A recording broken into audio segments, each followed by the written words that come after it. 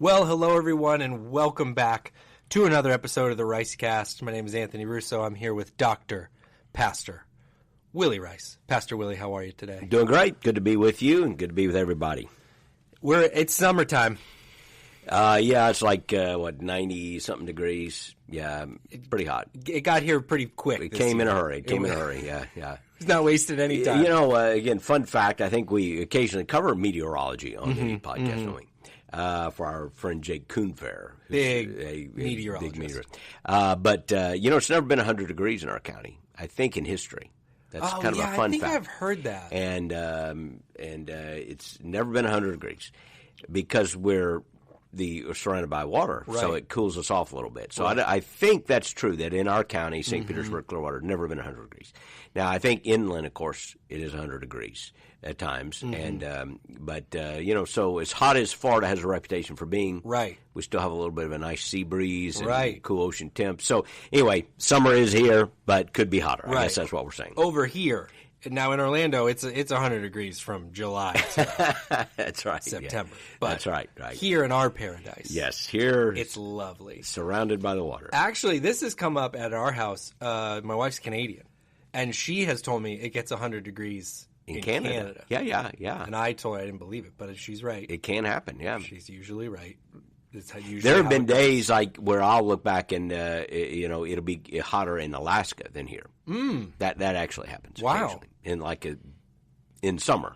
Because you get it on your phone because you checked the temperature there. You're getting ready for a trip or something. Yeah. That's what happens to me. And then I'm like, for some reason, it's just hard to believe, but I think that's true. You are some of those northern cities. Yeah. So anyway, it's hot in summer here, but we have it pretty good. It's that time of year. I don't know if we've talked about it on here, but you and I know this pain. When you get out of the car, I did this yesterday. I was going to the grocery store, and I got the air on. I'm in a rush. I got to get the kids to somebody's house, and I'm going, and I get out of the car, and I'm blind the second I walk out of the car. Yeah, it's right. The glasses are completely fogged. And now I have to choose between losing all of my long-distance vision or seeing nothing at all. My favorite trivia question on all that sort of genre is that, if you go to the U.S. Capitol, every state gets some statues. Did you know this? Oh, I didn't. I don't know. Yeah, every state, I think, gets 2 statues. Okay. Maybe they're rotation, but it used to be they were just... So you walk through the rotunda and you want to find who are the famous guys from my state. Right. Like some people honor a war hero. Okay. A former president. Sure. Something like that. Yep. One of Florida's was the guy who invented air conditioning. I kid you not. That's our guy. That's fantastic. That's our guy. That is so on brand. I love that. Florida man invents air conditioning. Yes. That makes total sense. Yeah. Man. And Tim Tebow. That is the other, yes. We got two guys. Tim Tebow, air conditioning guy. Well, we're back here with another episode of the podcast. It's good to be with everybody. We're joking about the weather, but summer is really here. We had a wonderful grad Sunday this last Sunday, graduation, CCHS graduation, I think, was Sunday. Is that right? Right. We've had some big Sundays with the beach baptism and then graduation. 146 CCHS graduates on Sunday night, and then of course we honored the graduates from all of our schools that are part of our ministry on Sunday morning. So it was a big day, long day, but just really exciting. So fun. And I think it's also it was Memorial Day weekend. Yep. Kind of to me that's summer. That's summer. That's it. Yep. Some people I know they're still in school, which I think is wrong. No, that should be wrong. You should. That is wrong. It should be outlawed or something. It's done. Yeah, you're done at Memorial Day. What we're doing there still. But yeah, summer's here, which means big things here at Calvary. We've been talking about VBS is starting here in just a couple of weeks, and I think Deaf VBS, which is a very cool thing for our deaf ministry, starts this week. Yeah, not a lot of churches have that, but we have a special VBS program for deaf ministry, and that's really wonderful. And then I think end of June is our VBS that is always such a huge event in the summer, one of the big highlights of the summer. And, of course, there are camps and coming up in July for the students and lots, it's a busy, busy time of year. I do want to highlight one other thing happening here at Calvary because we got a lot to talk about today. But we get to host this really interesting thing. I think it's going to be really neat. I hope people are able to come to it, where we are hosting some candidates for the Pinellas County School Board that are running for seats in the Pinellas County School Board. I'm glad you mentioned that. We have a just kind of a meet and greet opportunity for people. You know, a lot of times you go to these, it's election year. I don't know. Did you know that? It's coming up. Sometimes the local races, you go in, if you get a ballot and you go, I really don't know who these people are. I'm sure there's some good people and there's probably some maybe not so good people, but I don't know. It's all you're judging on the names. Right. You're like, I like that guy's name. Right. Or I saw that guy had a sign. Or maybe, the party that they're affiliated with. Well, there are some people running for school board in our county that are really committed believers, have a biblical worldview, and they're really trying to make a difference. I had a chance to meet some of these several women that are running, and they're involved in churches. They're strong, they're smart, and they really want to make a difference. And so we're hosting, along with our friends we've got some. There's some groups that are really trying to educate Christians about voting and just some of the issues right now. We've got a group in our own church that is trying to raise the awareness of biblical citizenship, and then some other local groups. Anyway, we're going to host an event on Tuesday, June 4. You'll see some information about, I think, on social media and other places at 7 o'clock. We've invited 3 persons who are running for the Pinellas County School Board to just come kind of share their views, opportunity to meet and greet, opportunity to get to know some of the local candidates. These women, they're all women, are doing the hard work. They're putting themselves out there. And it's hard work. And so we're just asking you to be informed on the issues and giving you an opportunity to be informed of people who kind of share our values, share Christian worldview, and they're trying to make a difference. I think you'll be very, very impressed by them. Yeah, we'll put some information in the show notes there. Like you say, it's on Facebook. It's it'll be easy to find the information. But this is a great thing. I think about this a lot. It's been a challenge to myself actually in my later adult years, because admittedly, 18 and up, those first couple years, I was really not paying much attention to local elections and that type of thing. But truthfully, that is you'll feel the result of those elections more immediately, and maybe more is not the right word, but it is a very important thing. You're exactly right. You can sometimes accomplish a lot more locally than nationally. And again, those are very important elections. We all know about the presidential election and the governors and the senators. But when you get below that, a lot of people are like, I don't know who the judges are. I don't know who the commissioners are. I don't know who's on the city council. So we're just trying to make people aware. Hey, there are some people out there that are trying to make a positive impact. They're putting themselves out there, and they share, the biblical worldview, Christian values that we're talking about, and so we're creating those opportunities to know about them, to meet them, to make up your own mind. That's what you're going to do. Yeah. But we certainly, I think all 3 of these women are actively involved in local churches. They're committed Christians, and they're trying to make a difference in our community. So, hey, why not come listen to them? It's one night out of your year. They're giving up I don't even know how much time they're giving up, just untold amounts of time. So come and listen. You can ask questions and then do as the Lord leads you. But we're creating a format for our people to get to know some of these local candidates who are trying to make a real impact. Going to be a cool thing. Hope that you can come on out. Again, information on that and the VBS in the show notes if you want to check that out after the podcast. But right now, I wanted to talk to you. We are just a few weeks away, as we're approaching June, from the SBC annual meeting coming up here in a couple weeks. Where is it this year, actually? Indianapolis, Indiana. Indianapolis. Southern Baptist Convention, obviously, is what you're referring to, SBC. Yes. And it's something that we participate in here at Calvary, that we are part of that network, a cooperating part of that. And so from time to time, people will know more about that than others. We have people that come from all kinds of backgrounds at Calvary. Right. They learn a little bit about this at our membership intensive, but it still can be really confusing. And like a lot of things in the news, you get little snippets or headlines, and you can wonder sometimes, well, what in the world's really going on? Obviously, I've said it on the podcast, I'm the communications director here. I also do some connections role at our Seminole campus. A very common question we get, Calvary Church, are you affiliated with the Calvary Chapels is one we get a lot. and what is your connection to the Baptist? Are you Baptist? What's the connection there? So, to me, I think that's the best place to start the conversation. Is what does it mean to be a member of the Southern Baptist Convention? What does that mean? Right, and it is an education process because, again, we've studied this in the past. We're an area where people come from all kinds of backgrounds, and Calvary's a church that people come from all kinds of backgrounds. When they come to our membership intensive, we do talk about this, and we explain, what this means and try to answer some of those questions.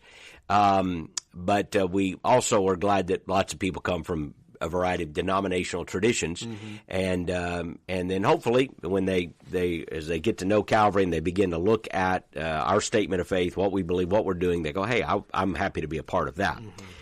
But there's still this confusion because there's so many denominational traditions, and people come from a lot of denominational. Here's one of the biggest differences.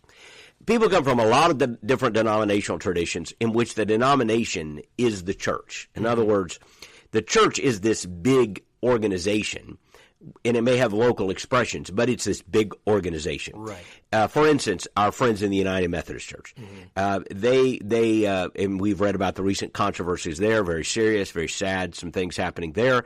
But one of the things you hear about is, hey, this church, couldn't break away, or they try, but they would have to pay money because, in essence, they don't own their own property. The Methodist Church owns that property. Right. The Methodist Church hires and fires those pastors, sends the new ones, and so forth. And so the congregations have some level of involvement.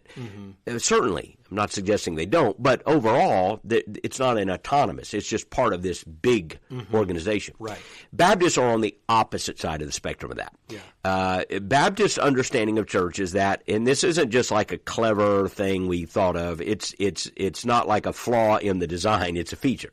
Part of our theological conviction is that a church is a local gathered body of believers. It's local. The church at Philippi, the church at Ephesus, and so forth. So what we see in the New Testament are local bodies of believers that spring up following Christ and doing life together. So Baptists historically believe that each church is autonomous and independent and self-governing, and that, I'd say practically that means we own our own buildings, we hire and fire our own personnel, we determine our own programs, and so forth. And so each Baptist church is independent, and then voluntarily cooperates with other churches for the purpose of world missions as well as other things, global missions, partnership that on those kinds of things that are bigger than any one church. So when I teach this, I say, look, we're independent and we're interdependent. We think the New Testament church is an independent group of believers that are not governed by an outside authority, but we are also interdependent. There are a lot of other churches, and we know there is a church universal, that is a church global, and we want to partner with other churches, and in terms of certain things like educating pastors and leaders in seminaries or starting schools or sending missionaries, we want to partner with churches of like faith and practice in those critical matters. We can partner with other churches in other things also, but in things like that, what missionaries are we going to support? What are our criteria for those missionaries, seminaries, and so forth? We're looking to partner with churches that have a similar theological convictions and similar outlook in terms of how we do missions and so forth. Yeah. And so there's a lot. I just think of the listener or someone who's not versed in this, and you might be just unfamiliar with all of this. And so, like you were saying, there are denominational traditions.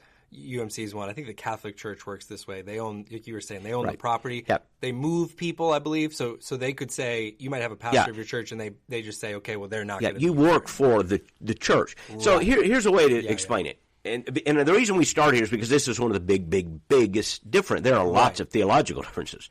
This is one of the most important practical differences. Is that if a Catholic friend goes to somewhere else in the world and sees a Catholic church, that's his church. It's like he would say, that's my church. Right. He can be in Europe. He can be in South America. He can be in Boston. He can be in Clearwater. That's my church. If a Baptist does that, the Baptist will go, no, my church is back in Clearwater or Crystal Beach, Seminole East Lake. You get it. Yeah. Back in Pinellas County. That's my church. Now, I'm part of the church, the body of believers of Christ, universal, global, eternal. And yes, these are my brothers and sisters in Christ. I feel kinship with this church. But my church is back home where I live. Right. we view it differently. And obviously we think that idea of local autonomy is more biblical. That's why we do it. But that's an important understanding, so that when we talk about Southern Baptist issues, I want the people of Calvary to think about Calvary first and foremost. Right. Who we are, what we believe, and what we're doing. So if you read something that's weird or strange or you don't like or you're not confused about it, come back and talk to us at Calvary and say, okay, what's our view? How do we understand that? Are we in agreement with that, disagreement with that? Or is it a big deal to us or not a big deal to us? And think about it that way. Having said that, we are part of this huge network called the Southern Baptist Convention. It's the largest non-Catholic Protestant or non-Catholic denomination in America. Yeah. So it is a huge group of evangelicals in America, and we've been a part of that, I suppose, from our inception. So we're part of this Southern Baptist Convention, and through that we send missionaries, we plant churches, have schools, and so on and so forth. And I do want to sort of double-click on that for a second because, again, generally that's one of the follow-up questions. What is the benefit of being a part of something like this? Yep. And it is like you're saying, you might, as Calvary, we figure out how to send a missionary overseas, what training would be useful to them, what might they need, resource-wise, and we might figure that out and do our best at that. But when you're a part of the SBC, and obviously step in if I'm saying any of this wrong, this is as I've understood it, you're all working together on that. You've got 45,000 plus churches, or I'm not sure what the latest number is, but our mission board is one of the largest in the world, if not the largest.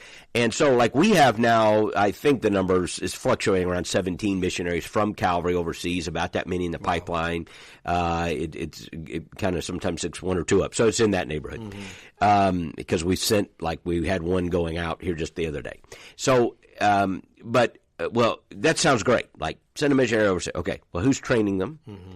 Who's teaching them how to speak the language, who takes care of their health insurance if they get sick, like who's supervising them. There are 100 questions, right, to send someone overseas. That's a big deal. Yeah. And so by partnering together, we have an international mission board. If we didn't have that, we would have to use another one. Right.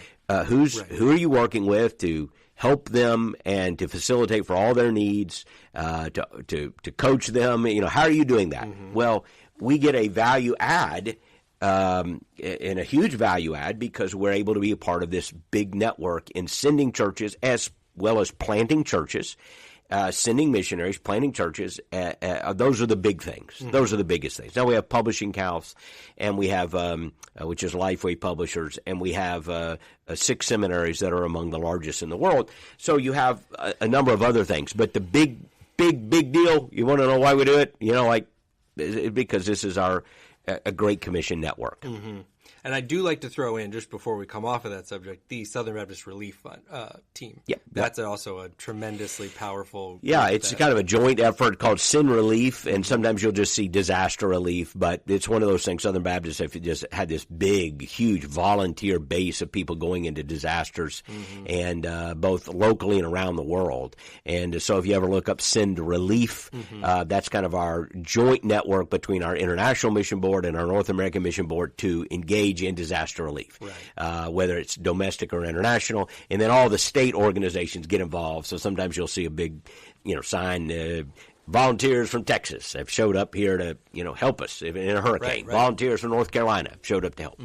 And it's a big thing that has, again, just another way of serving and another mission opportunity. And the only reason I love to point that out, again, it's just you can think, if you're processing this for the first time, well, if there were the awful hurricanes in Texas a couple years ago, Houston area, if I remember right. Well, you would think, what can we do to help? Yep. And what's great is there's already a system in place. We're already ready. Yep. We're already there. We jump in. People send money, we can send it right to it. And then and we've had people involved in that in the past. I'm not sure how many people we have right now who are doing that on the line, but there are plenty of volunteers from other churches. So not every church is doing everything. But you can plug in and help. And I've actually had churches from outside our network send us money in a disaster, a situation that they're reading about. And I could tell you, this happened more than once. A guy called me from another faith tradition, another denomination, Christian, but faith denominational tradition, saying, hey, you guys have the best network. Can I just send you the money and would you send it on? Like, okay, yeah, and we do. Yeah, and so I just like to give that for the person. Again, we know everyone comes from different places on a subject like this, so hopefully you got a little background now to where our church fits in this story, how this all kind of plugs in together. What we are just a few weeks away from is the Southern Baptist Convention annual meeting. So once a year. Well, I mean, you can kind of talk your way through this. Once a year, everybody gets together. Yeah, the Southern Baptist Convention has a meeting once a year where every church can send a certain number of messengers. There's a little formula. It has to do with how much giving you do in missions giving. But Calvary's able to send the maximum number of 12 messengers. We are sending all 12 of our messengers to Indianapolis. And there's big meetings, but also some important votes and issues come up. And as we've seen, watching the news about the United Methodist Church, these things matter.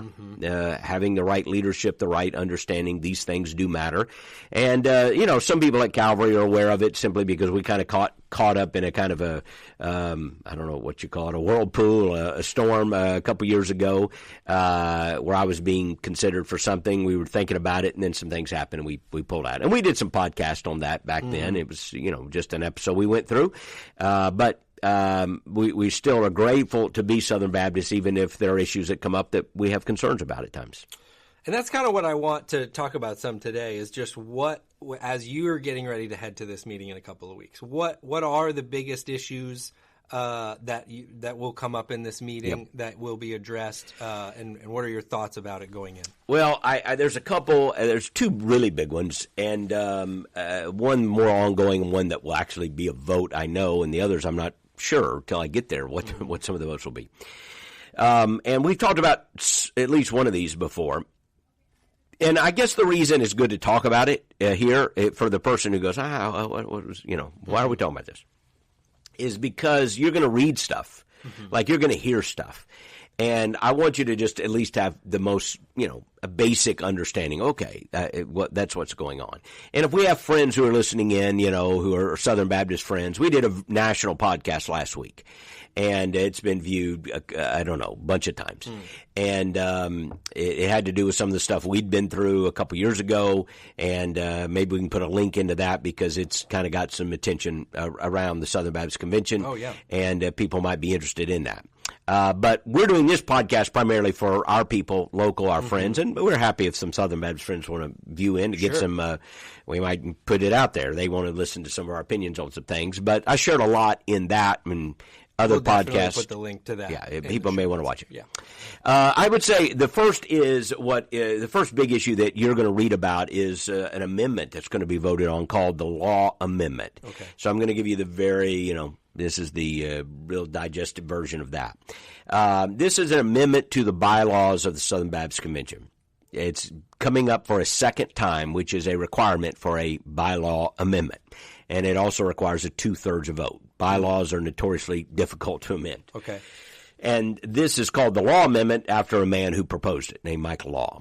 And the reason it will get some attention, I suspect, is because it deals with a pretty controversial issue, the role of gender and particularly pastors. The question deals with women pastors in the Southern Baptist Convention. This bylaw is a bylaw that would forbid in essence, women pastors. Attempts to say that if a church ordains women to the pastorate in a local church, they cannot be in friendly cooperation with the Southern Baptist Convention. Okay. Now, people might go, "What isn't that what we believe already?" And it certainly is our conviction here at Calvary.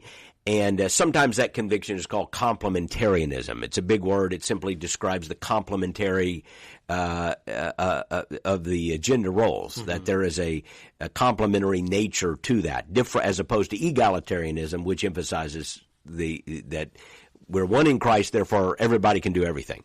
Our conviction has been historically, and my conviction has been, and I know there are wonderful brothers and sisters in Christ who disagree. I've been in churches where they disagreed with this, and loved them as my brothers and sisters in Christ, and do. And yet, in our denominational expression, our conviction has been that the role of pastor is for men. That this is what the New Testament teaches. That there is this uniqueness in gender that should be demonstrated in the church and in the home. It's not about denigrating women. It's not about not valuing women. It's about understanding God's ordained roles in the church, and that men are to be pastors, the pastor of the church. So apparently there's been some confusion over the last few years, and so a brother proposed an amendment a few years ago that elevates this conviction from our statement of faith, which is where it is. It is in our statement of faith. Okay. And tries to elevate it to a bylaw, which in essence kind of strengthens that from a standpoint of allowing the apparatus of the Southern Baptist Convention to say if a church violates that, they can't be in friendly cooperation with the Southern Baptist Convention. So that's a mouthful. I'm trying to pack a lot into a little here. Yeah. But that amendment will be voted on, and it has proven to be fairly controversial. And we could talk about it a long time. Again, I'm trying to give the shortened version of it. I'm going to vote for the amendment. I'm in favor of it. I think it restates what is already in our statement of faith and adds it to our bylaw. It reiterates what I think is a biblical conviction, which we could talk about why that is, but I'll just say that, and I think there's abundant evidence in Scripture as to why that is. Yeah. So I'm for the law amendment. I understand there's some really good people who are against it also. They're my brothers, and I'm not mad about it. But I think it's important, and I guess I would give this brief defense of it. First, I think there are those who are against it, but saying it's not necessary. It's already in our statement of faith. Why do we need to make it a bylaw? And I would say, ask yourself this question. Is the idea of gender distinctives, is that controversial today? It's like one of the most controversial things today, right? Is that under attack today? Absolutely. How about the authority of Scripture? Is that under attack? Is that an important distinctive? I think both of those are important things to say. We believe the Bible. We're not going to apologize for what the Bible says. And yes, we believe what the Bible says about gender and the roles of gender in church and home. And we're not trying to fit in. We're not trying to be popular. We're trying to be obedient.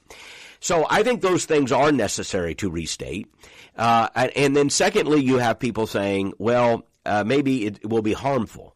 Like if we put this in the bylaws, it's going to just unleash a wild band of, rabid fundamentalist, hyper-judgmental people who are now going to come after churches who may have used the term in ways without really thinking through what they had said, or maybe they have women serving on staff and they're going to come after them and say, well, they're functioning as a pastor because they've done this, that, or the other. Well, and my response to that is, well, certainly one step can always lead to another.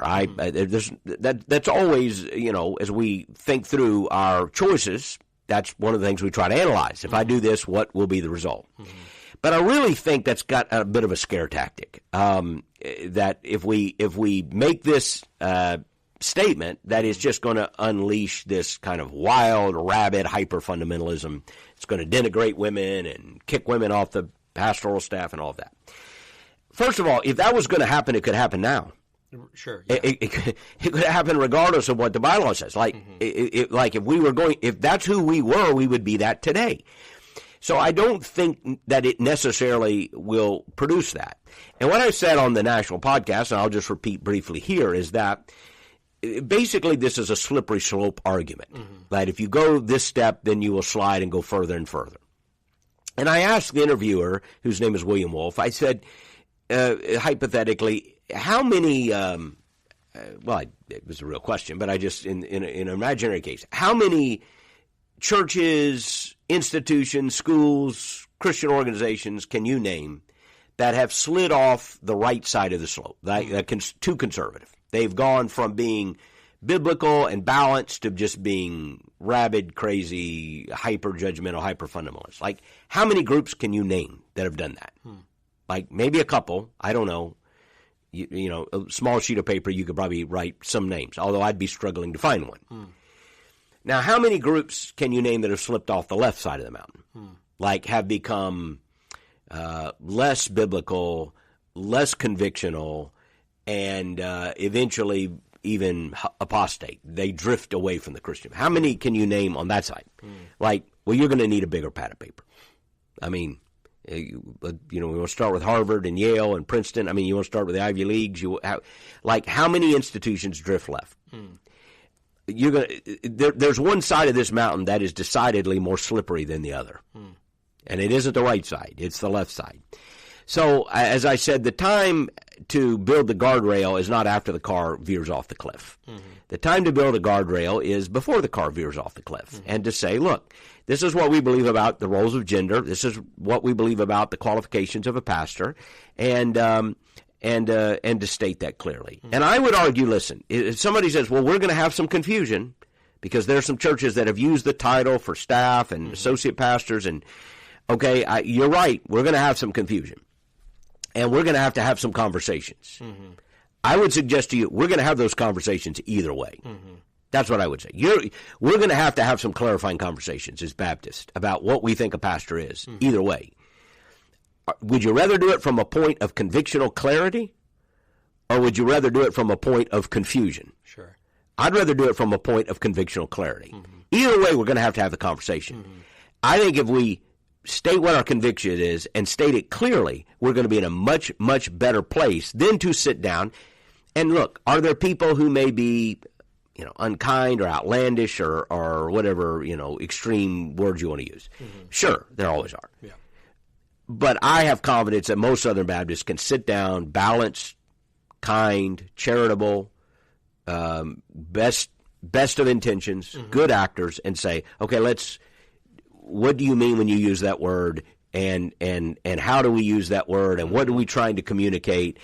It's kind of like this, and I know I'm talking a lot here, but I like to go boating. It's one of the things I've taken up in the last few years, and so Cheryl and I will get out, and if you've done any boating, there are channel markers. They keep you in the channel. Right. Because you can't see what's under the water. There's a sandbar over here and whatever. Sunken treasure over there. So you gotta have a channel marker. If you got boats all over the bay, right? Maybe some of them are out of the channel and some of them are in the channel and they're all over the place. You're not going to help it by taking down the channel markers. Like, you're not going to solve the problem. Well, we got everybody all over the place. We better just take down the channel marker. No. You need to build a better channel marker. Like, you need to make it more clear. That way, we can help people who are wanting to do the right thing get in the channel that they want to be in. You don't do it. You don't get them there by a lack of clarity. You move the ball down the court, to use another metaphor, by clarity. Convictional clarity is what you need. So, to me, I'm for the law amendment. I don't know if it'll pass. There's a lot of people against it. Gosh, you need 2/3. Yeah. And I don't know. Yeah. And I do fear that if we don't, that it's going to be a real confusing message, and I'm going to come back to Calvary, and people are going to go, well, do we believe in women pastors or not? Right. Well, I know what we believe. Right. And no, we believe the office of pastor is for men. And by the way, a pastor is not somebody who works at a church. We have a lot of people that work at a church. A pastor is one who oversees the affairs of the church. That's what a pastor is. A person who's called to oversee the affairs of the church. So, as you know, we have some wonderful women serving on our staff, gifted women. Our work would be indispensable. They're indispensable to the Lord. That's fine. There's no threat to that. They are helping us do the work of the gospel. Right. But who is called to be a pastor? Well, I'm called to be a pastor. We have a few pastors who are called to oversee the work of the church. And we need to be careful about how we use the term so we don't create this confusion. Right. So there is a lot of confusion in the churches. That's why the law amendment is being proposed. And you'll probably read some things about it. And my concern is you're going to hear Baptists are for or against women pastors. It's a little more complicated than that, but that is the message that's going to go out. And I think the other clarifying thing, you took some time with our staff recently to address some of this, and I thought it was really good and helpful. Because one of the things, again, when you start talking about stuff like this, there's all this about what you're not saying or what all this hidden in there. What you're not saying, and like you just alluded to, is that there's no place for women to serve or even to serve in leadership roles here at a church. And like you said, we're a living, breathing example of that right now. We have women who are in leadership positions. I can't imagine the church without women. Is serving, and if you use the word leading, I mean leading in ministries, leading in missions, leading in all kinds of things. Our chief accountant is just one of the most brilliant people on our staff. We'll throw something out for Lakana there. She's fantastic. Can't imagine our organization without her leadership. Right. And we have half a dozen or so women that I could talk about who are just fantastic at what they do. They're not overseeing the affairs of the church. They're not overseers. They don't want to be. They don't claim to be. We don't use that title. I do believe there are churches that have used the pastor title and may want to end up walking it back, may go back and go, you know what, we've thrown that title around a little too loosely. Mm-hmm. And you know what, again, I think there's a room to be charitable and patient, but you don't get there with a lack of clarity. Mm-hmm. You get there by being more clear. Mm-hmm. This is what we mean by this term. Mm-hmm. This is our conviction, and this is our clarity. Mm-hmm. And then that allows everyone to go, okay, let's all use the same words, so that we're moving in a good direction and in a biblical direction. And for those who say, well, this isn't a substantive issue, I think it is an important issue, actually. I think if you can ignore what the Bible says in an issue like this, then before long, you're having other debates that you don't want to have. Well, thank you for unpacking that. Yeah, there's a lot there, and like I said, I appreciated you even talking some with our team as we start to look into that. And there was just a lot of really interesting stuff that is around that issue. So thanks for sharing some on that. You said there was another issue. You said there was two kind of primary ones as you were. Well, the sexual abuse reform has been a dominant thing, and again, this is the other thing you're likely to read about and hear about. So we have talked about this, especially when some of the controversies that we went through 2 years ago, which some people will remember, and we won't rehash that all here. And even before that, when their initial report came out, I believe. Absolutely. We were talking about it then. We were talking about it then. Yeah. So for those who want to invest the time in my own, in the podcast I did nationally on Baptist Center for Leadership, they'll get a much deeper dive into this. So I'm going to give you, again, a very short version of it.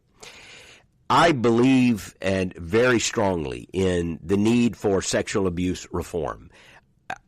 Almost everyone I know says that and means it. And I mean, you have to be a bad person to not want to prevent sexual abuse. Mm-hmm.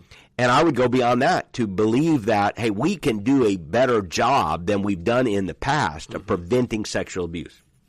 Sexual abuse is not a Baptist problem. It's a human being problem. Mm-hmm. Wherever you have human beings, you have sexual sin, and when you have children and vulnerable people, that there are times that, sadly, wickedness, depravity manifests itself in people preying upon that. It's horrific. Mm-hmm. It's just horrible. And every good person, righteous person, should want to stop it. Should want to stop it in its track. There's no question about that. Mm-hmm. So while I strongly believe in that movement and strongly supported the efforts of sexual abuse reform in the Southern Baptist Convention, I have grown concerned in the last 2 years in believing that there were parts of that movement, however well-intended it may have been, that have embraced a larger ideological agenda that's somewhat disturbing to me. In terms of feminism, in terms of social justice kind of politics. The best way I can describe it to people who may not be paying close attention is what we saw in the Me Too movement in the culture. When you watch that movement begin to unfold, initially we were somewhat positive, at least I was, like, great, we are exposing corruption, people in power, preying upon people who are vulnerable. I was grateful for it. And there are many important stories that were told in the Me Too movement, and there are many good things that were done because of that. Mm-hmm. And yet, at the same time, we also saw that movement weaponized and politicized in ways that made a lot of people uncomfortable. And it wasn't long before people were going, okay, I'm for stopping sexual abuse, but I'm not for the kind of social feminism that is manifesting itself in this. We saw that in the Brett Kavanaugh case, I think most famously, where this issue was weaponized against another person with very little evidence, no corroborating evidence. It's such that most people said, okay, that's way overboard. Like, that's not fair. You can't just throw an accusation out there. There do have to be guardrails. We have a system of justice. There is due diligence. There are, the people who are accused have rights, and so on and so forth. I think in a way within the Southern Baptist Convention the same thing has happened. I became convinced that people pushing the sexual abuse reform movement, many of them well-intended, but I also believe there were other agendas that were being kind of brought in with that.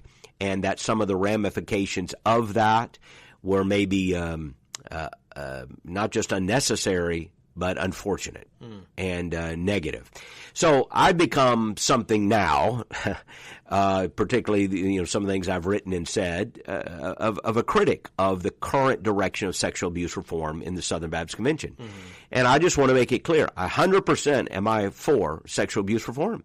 If you're going to talk about issues to protect children and vulnerable people, if you're going to talk about issues that help us stop predators, what policies can be in place, what preventions can we use, and then, God forbid, something happens, how do we know to respond?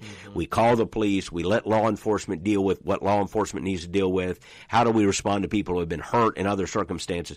All those things we are for. We do that. We lean into that at Calvary. We will continue to lean into that. We want to do that, and we want to do it better than we ever have.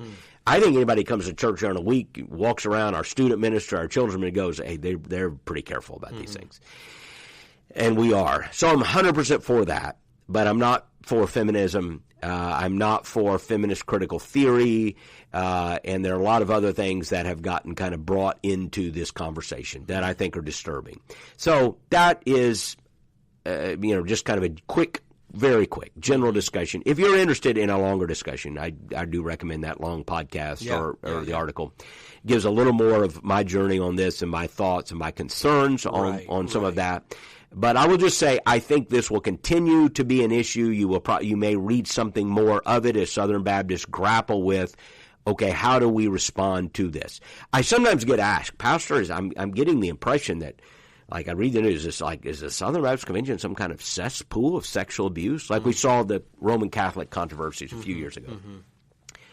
No, I don't think so. I in the sense that, there is some aberrational behavior going on. No, I don't think that at all. We have, again, more than 40,000 churches. You're talking about millions of people. Right. You are going to have problems. Right.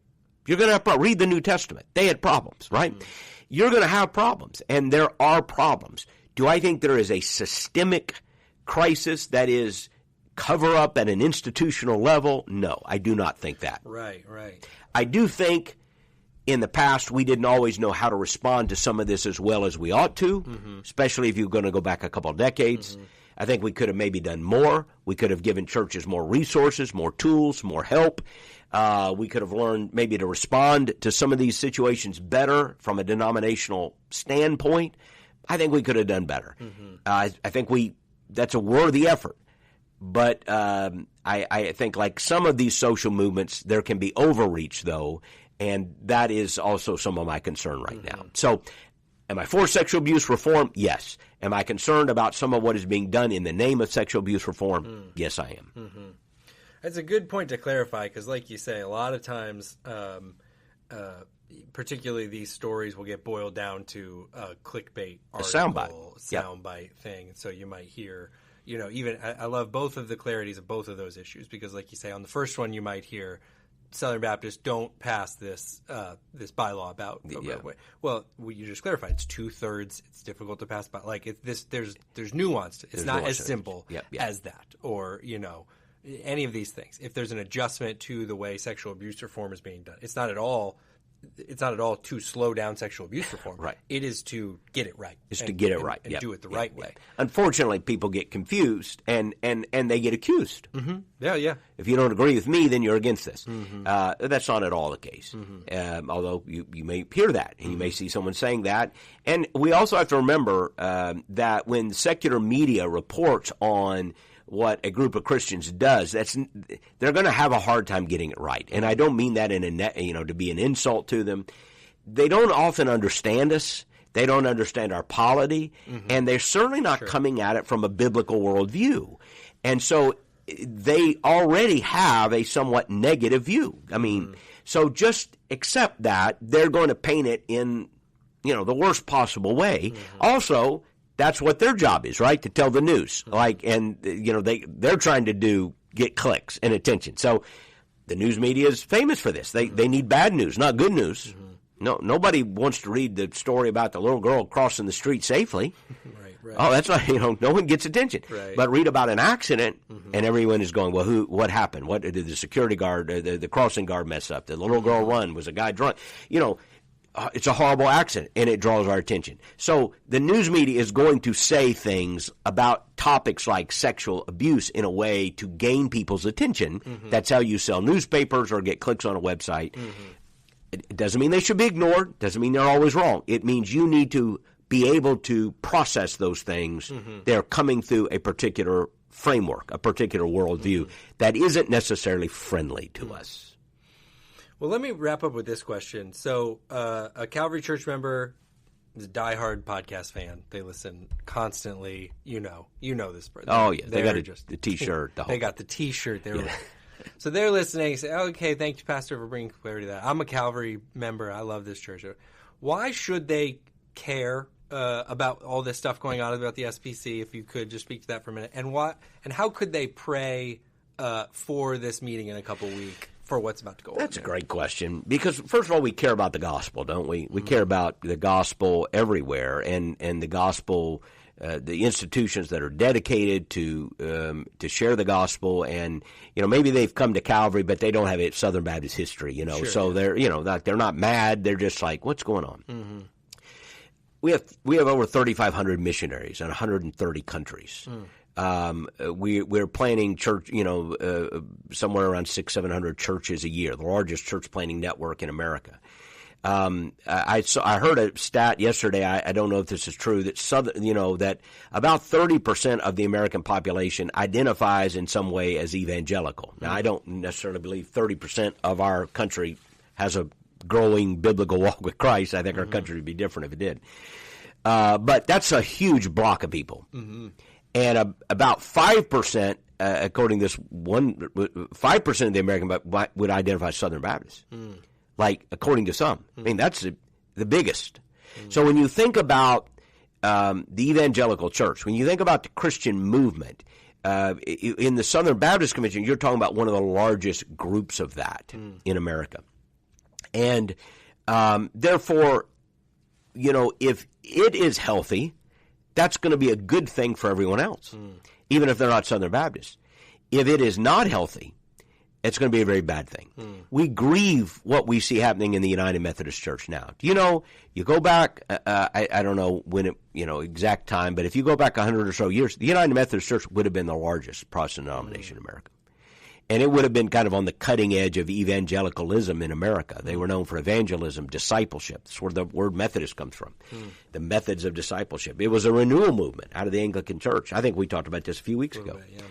And now we see a full-sale capitulation to cultural issues that grieves us.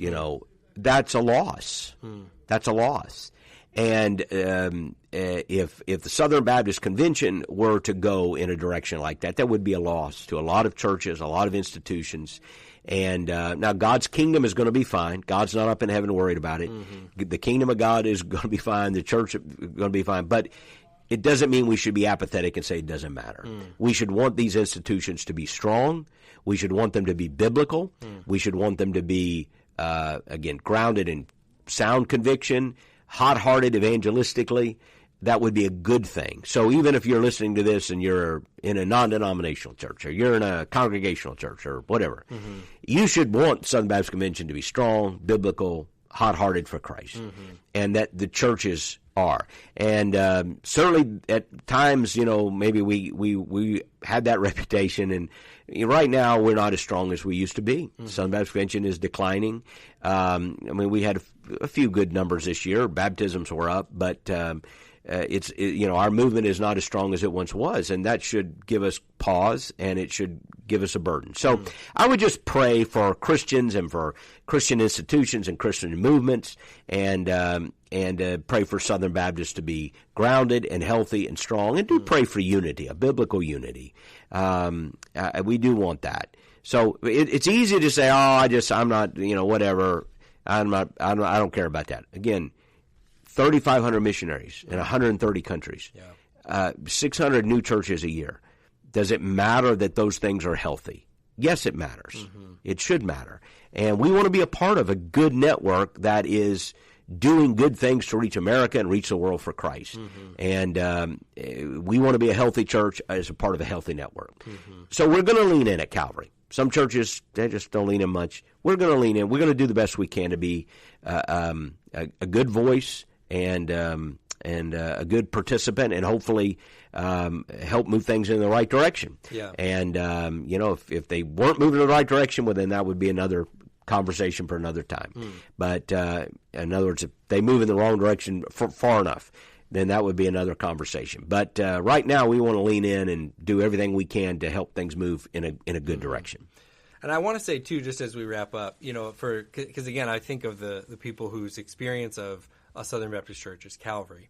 And you might think, pretty logically, well, if we didn't really participate much, not a ton would change. We could probably support a couple missionaries. Yeah. We're starting a college. We're Calvary College, the Baptist University of Florida campus will be here. There's some things we'd have going on.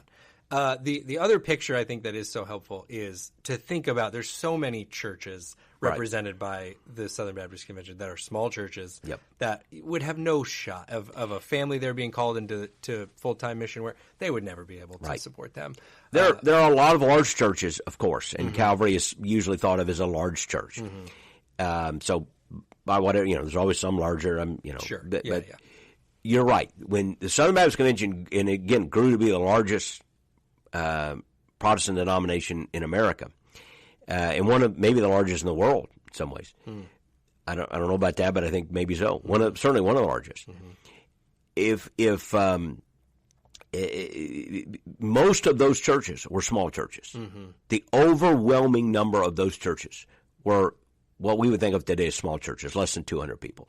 So that, there's a loss there if that network isn't healthy and strong. And you mentioned Calvary College a minute ago. Well, we're doing that in conjunction with the Baptist University of Florida. How can we offer classes fully accredited? Because we're working with the Baptist University of Florida. Otherwise, you got to invent that from the ground. And maybe some churches can, but most churches can't. Right. So the fact that we can be part of a network. And by the way, even independent churches, like we have people join here, and well, I came from an independent church. Well, they're still plugged into a mission board somewhere. They're still supporting a missionary sending group or colleges. So they still have institutional expressions that are beyond their church. And then you have the same questions. How do you keep those colleges healthy? Right. How do you keep those mission boards healthy? Some remain healthy, doctrinally sound, missionally focused. Others do not. They drift, and they're lost. And when we lose something, you don't ever get it. You usually don't get it back. And Christians have lost, this is the history in our country. Christians have started so many great institutions that fast forward 100 years and they've been taken over by people who don't share those values and don't share that worldview, and it's a sad thing to see. Well, yes, we certainly will be praying like we talked about, and I know a lot of our, like you said, we got 12 people from Calvary going, so there'll be a good group there to participate, to lean in, like you said. We want, as a team here, to lean in. We hope our people feel connected to this thing, and that we're praying for it, and that that there's a little bit more of an understanding after we talked about it here for a bit. And, of course, if you have any questions about this, this is not a subject we are shy to talk about. You can talk if you're at one of our campuses. Talk to the team there. I'll put our the email in the show notes. Any questions at all? We'd love to bring clarity or answer whatever you might have. Because, like I said, this is not something we're ashamed of. It's not something we run from. This is something we lean into. And if anything, any outstanding questions remain, we'd love to talk about them. So shoot us an email. And maybe when we come back late June or something from that, we can have a podcast where we break it down. Hey, what happened? And the best places to eat in Indianapolis. Exactly. I do have a reservation on one of my favorite places. I hope I get there. St. Elmo's Steakhouse. I've heard of this place. In Indianapolis. Yes. Outstanding. And I've been there. It's been a few years. But our old friend Buckshot O'Brien, some of our Calvary people will remember Buckshot O'Brien, and he passed away a few years ago, played for Butler, the great Butler Bulldogs, Hall of Fame Butler, grew up in Indianapolis, and Butler's the hometown team there. So he was an Indianapolis man. And one time I went to St. Elmo's with him, and it was a great experience. So the few of you may remember Buckshot. We'll think of him when we go to Indianapolis. Man, he's got, I think, the tournament. Don't we do a tournament named after him? Well, we do a tournament here at Calvary named after him, a high school tournament, and it was at one time one of the 10 shortest guys to play pro basketball, and he was one of the nicest people. He and his precious wife Doris, she passed recently, by the way, had moved to Texas after he passed to be with her daughter. But sometimes the O'Briens, I think their children even listen to this. So anyway, we'll think about the O'Brien family when we go to Indianapolis, and maybe drive by Butler University and tip our hat to the great Calvary member, Buckshot O'Brien, also a member of the Butler University Hall of Fame. Love that man. Sure miss him. I wish I had a nickname like Buckshot. Don't you? I mean, how do you? What a name. Huh? I knew from the beginning that I was never going to have I don't deserve a cool nickname like Buckshot, but man, that is a nickname. That's a name right there. Wow. All right, Pastor. Well, thanks for sharing about that. And like I said, we'll be praying for you and the team as you go. Calvary family, thank you so much for listening. Again, lots going on in the show notes today. We're going to have links to VBS, links to the extended podcast Pastor Willie shared that he was on earlier. Goes even deeper into this. If you want some more information, we'll put that link in there. And, lots going on down there. So check those out. And, hey, we love you very much. We'll be back here with another episode very soon.